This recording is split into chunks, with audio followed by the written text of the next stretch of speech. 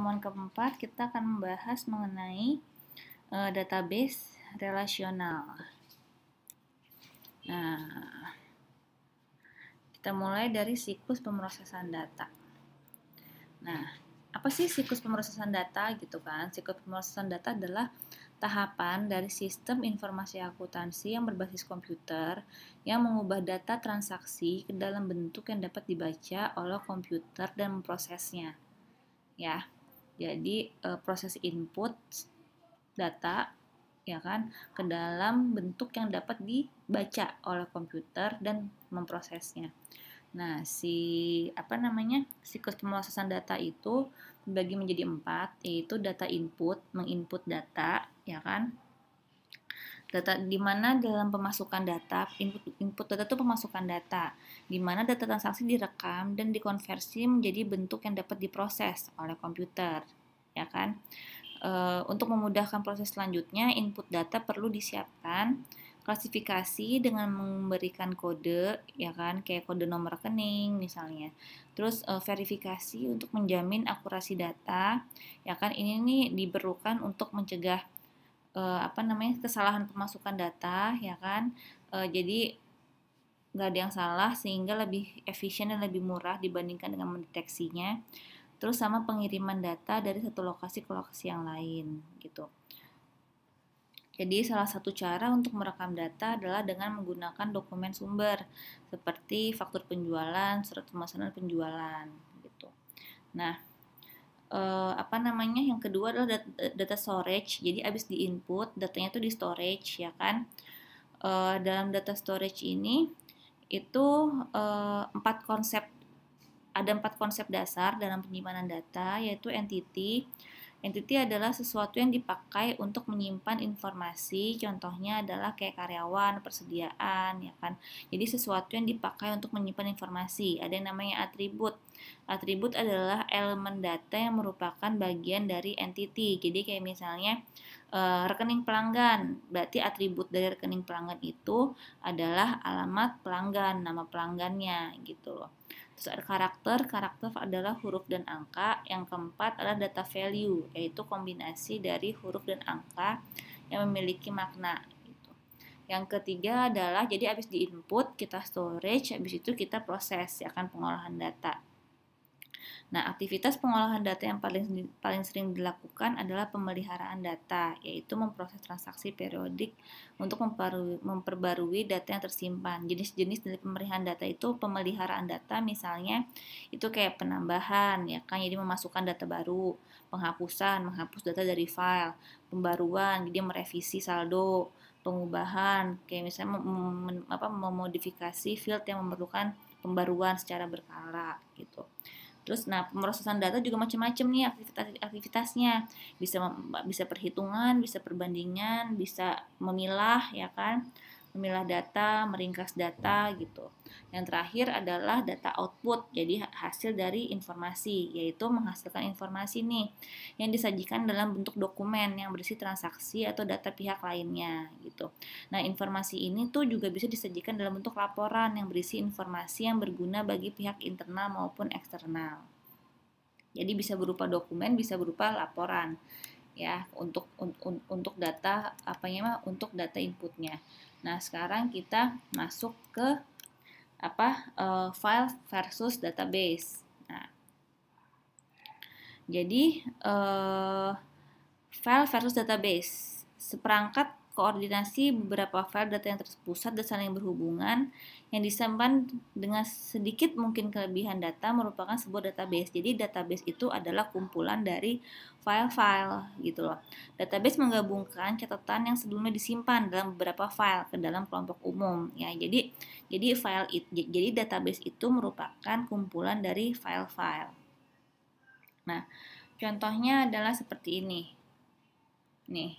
Nah, ini database ya kan.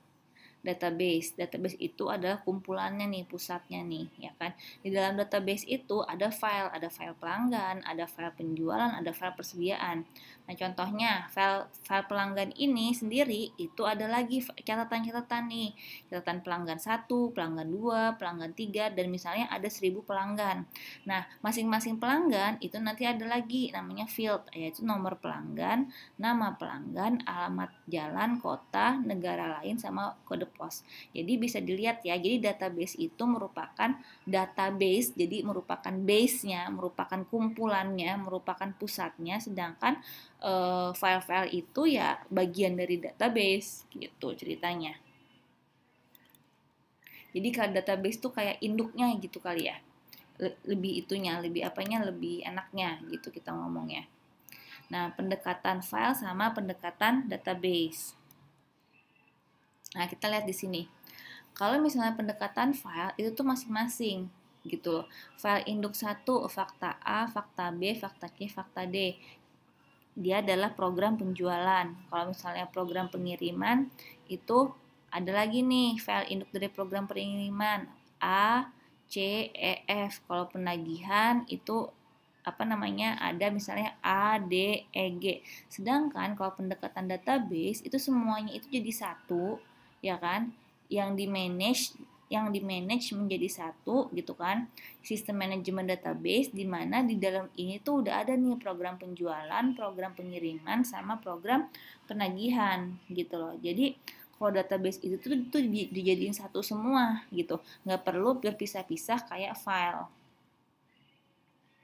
Nah, kita masuk ke sistem database gitu. Tampilan logis dan fisik data.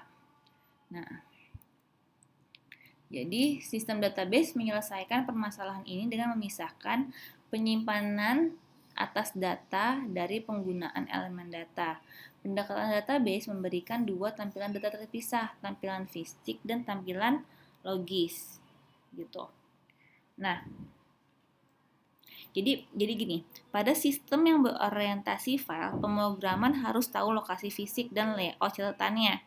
Ya kan? Jadi anggaplah seorang pemrogram menginginkan agar laporan menunjukkan nomor pelanggan, batasan kredit sama saldo saat ini. Untuk membuat program, ia harus memahami lokasi dan panjang field yang dibutuhkan gitu kan. Serta format setiap field. Nah, layout catatan adalah dokumen yang menunjukkan item-item yang disimpan dalam file gitu. Nah, kalau di dalam database itu tampilan logisnya itu adalah bagaimana seseorang secara konseptual mengelola dan memahami hubungan antar item. Sedangkan jadi kalau untuk database itu tuh nggak cuma fisik aja, tapi ada yang logical, ada yang physical view. Tidak seperti kayak misalnya file. Kalau file itu dia itu lebih ke fisik sama layout gitu. Nah, kalau yang fisik itu mengacu pada bagaimana data secara fisik diatur dan disimpan dalam sistem komputer. Ini untuk skema. Jadi, skema adalah deskripsi elemen-elemen data dalam database, hubungan di antara mereka, dan model logika yang digunakan untuk mengelola dan menjelaskan data. Jadi ada beberapa macam skema, yaitu level konseptual, yaitu tampilan organisasi, tampilan organisasi, ya kan, yang menampilkan keseluruhan database, mendaftarkan semua elemen data dan hubungan antara mereka. Ada yang namanya skema level eksternal, yaitu tampilan pengguna individu terhadap bagian-bagian dalam database, masing-masing mengacu pada sebuah subtema. Dan yang ketiga adalah tampilan referensi database, menjelaskan bagaimana data disimpan, diakses, termasuk layout, catatan, definisi, alamat, dan indeks. Tuh. Nah, di sini ada yang namanya kamus data, yang yaitu berisi informasi mengenai struktur database. Setiap elemen data yang disimpan dalam database terdapat catatan dalam kamus yang menjelaskannya. Nah, di BMS itu menyimpan kamus data yang inputnya termasuk elemen data baru atau yang terhapus serta mengubah nama elemen data, penjelasan dan penggunaannya. Nah, dalam DBMS ini itu ada beberapa bahasa ya kan, tapi ini nggak kita pelajarin sih. Nah, sekarang kita masuk ke database relasional. Nah, tipe-tipe atribut gitu. Ada namanya primary key, adalah atribut database atau kombinasi atribut yang secara khusus mengidentifikasi suatu baris tertentu dalam sebuah tabel. Jadi ini bisa kalian lihat di buku ya, di chapter 4 ya kan, adalah nomor komponen yang secara khusus mengidentifikasi setiap komponen barang yang dijual S dan S. Terus membuat desain database relasional untuk SNS Inc. Nah, dalam sistem akuntansi manual, SNS akan mengambil informasi penjualan pada faktur penjualan pracetak yang memberikan tampilan logis dan fisik data yang dikumpulkan. Nah, penyimpanan fisik data faktur penjualan adalah sederhana, salinan faktur disimpan dalam lemari file ya. Itu kalau misalnya manual nih ya kan. Jadi salinan faktur disimpan dalam lemari file. Nah, kalau misalnya database, satu cara untuk mendesain database relasional disebut normalisasi, dimulai dengan mengasumsikan bahwa segala sesuatu awalnya disimpan dalam satu tabel besar. Gitu. Aturan yang kemudian diikuti untuk memisahkan tabel awal ke dalam seperangkat tabel yang disebut bentuk normal ketiga, karena mereka bebas dari anomali, pembaruan, sisipan, dan penghapusan.